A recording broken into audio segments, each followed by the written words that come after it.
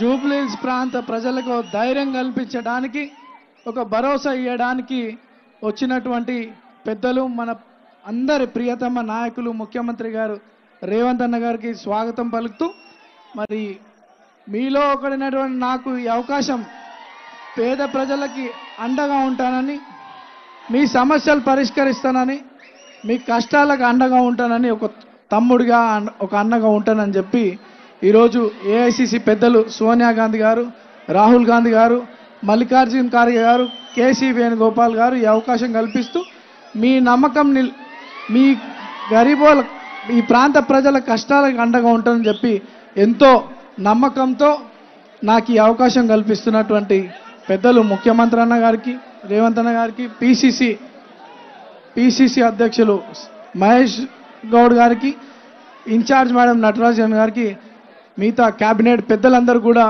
నా పాదాభి నమస్కారాలు ధన్యవాదాలు తెలియజేస్తూ చిన్నప్పటి నుండి మీ ముందు తిరిగినోని మీ కళ్ళ ముందు పెరిగినోని ఒక తమ్ముడిగా ఒక అన్నగా మీకు కుటుంబ సభ్యుడిగా ఈరోజు ఈ అవకాశం వస్తుంది. ఇది నా ఎలక్షన్ అనుకోవట్లే, ఇది మీ ఎలక్షన్, మీ తమ్ముడు ఎలక్షన్, మీ అన్న ఎలక్షన్, మీ కొడుకు ఎలక్షన్, ఇది మనందరి ఎలక్షన్. ఎలక్షన్ అంటే ఎవరి గురించో సింపతి గురించో సెంటిమెంట్ గురించో కాదు, మన ప్రాంత అభివృద్ధి గురించి మన పిల్లల భవిష్యత్తు గురించి ఇది మన జీవితాలతో ముడిపడిన విషయం. కాబట్టి ఈ సమయం వచ్చింది. గతంలో 3 సార్లు అవకాశం కల్పించారు, అభివృద్ధి దేవుడెరుగు, కానీ ఈ ప్రాంతం అంతా కూడా అన్యాయానికి గురైంది, అరాచలకు గురైంది.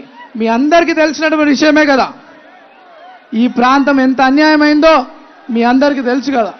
ఈరోజు పొరపాటు చేసుకోకండి, ఈరోజు ఆ పొరపాటు చేసుకోకండి. రేవంత్ అన్న ప్రజాపాలనలో నేను ఏ గల్లీలలో తిరిగినా ఏ బస్తీలలో తిరిగినా ఈరోజు మాకు రేషన్ కార్డు వచ్చింది నాయన. ఒక ఇంటికి పోతే సన్న బియ్యం పట్టుకొని కుటుంబం అంతా బయట నించొని కన్నీళ్ళు పెట్టుకుంటానన్ను నాతో మాట్లాడడం జరిగింది. ఓ కుటుంబంకి వెళ్తే నాయన మా కొడుకు బీఆర్ఎస్ పార్టీలో తిరుగుతున్నాడు 10 ఏళ్ళుగా, కానీ మాకు చేసింది ఏం లేదు, నా ఇంటికి ఇవాళ రేషన్ కార్డు వచ్చింది నాయన, మా ఇంటి ఓట్లన్నీ కూడా కాంగ్రెస్కి వేస్తామని ఓ తల్లి చెప్తా ఉంది.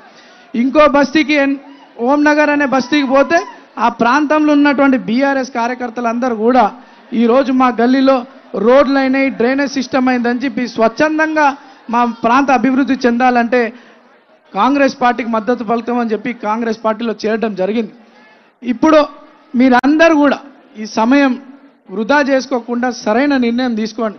మీలో మీ ఇంటి సభ్యుడిగా అవకాశం కల్పించినటువంటి నాకు అందరూ కూడా ఒక్కసారి ఆశీర్వదించమని చెప్పి కోరుకుంటూ, మరి గతంలో 2018లో 2023లో నాకు అవకాశం రాకుండా చేసినటువంటి పార్టీ బీఆర్ఎస్ పార్టీ.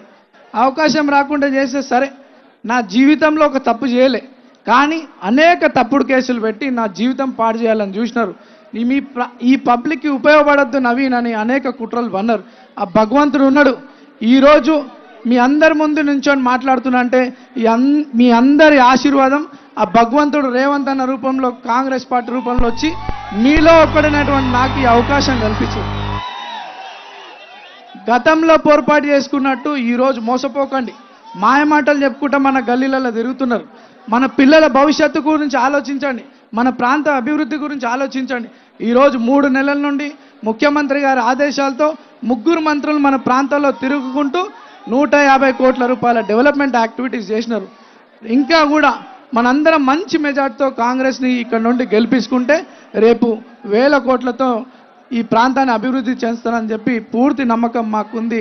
అన్నగారి మీద ఈ ప్రాంత ప్రజలందరికీ కూడా నమ్మకం ఉందని చెప్పి తెలియజేసుకుంటూ, 2 సార్లు పోటీ చేసిన మళ్ళీ మీ ముందుకు వస్తున్నా, ఒక్కసారి ఆశీర్వదించమని చెప్పి ఈ ప్రాంత ప్రజలందరూ కోరుకుంటూ, యువకుల జీవితాలు పాడు చేసే విషయంలో బీఆర్ఎస్ పార్టీ ఉండే గతంలో అనేక యువకుల మీద తప్పుడు కేసులు పెట్టింది. ఎవరైనా లీడర్గా ఎదగాలనుకుంటే వాళ్ళని ఇబ్బందులు పెట్టింది. కానీ ఈరోజు కాంగ్రెస్ పార్టీ కష్టపడే యువకులకు అండగా ఉంటాం, పబ్లిక్కి సేవ చేసే యువకులకు అండగా ఉంటామని చెప్పడానికి నేను ఒక ఎగ్జాంపుల్. ఈ యువకులను ప్రోత్సహించే విధంగా మన రేవంత్ అన్న పరిపాలన జరుగుతుంది. మీరందరు యువకులు చూడాలి.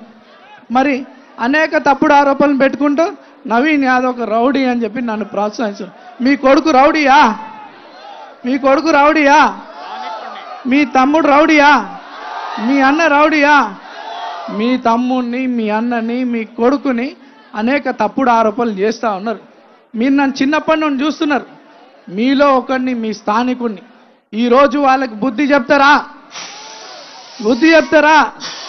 11 తారీఖు ఎట్లయితే ఈరోజు వాళ్ళు వేల సంఖ్యలో వచ్చినట్టు యువకులు పర్సనల్ ఇంట్రెస్ట్, రెస్పాన్సిబిలిటీ, ఈ సొసైటీ రెస్పాన్సిబిలిటీగా తీసుకొని ఇండ్లకి మన కుటుంబ సభ్యులని, స్నేహితులని, బంధువులందరినీ కూడా పోలింగ్ స్టేషన్ తీసుకుపోయి చెయ్యి గుర్తుపై ఓటేసి అత్యధిక మెజార్టీతో కాంగ్రెస్ పార్టీని గెలిపించాల్సిందిగా యువకులని, మహిళలను, పెద్దలను అందరినీ కూడా కోరుకుంటూ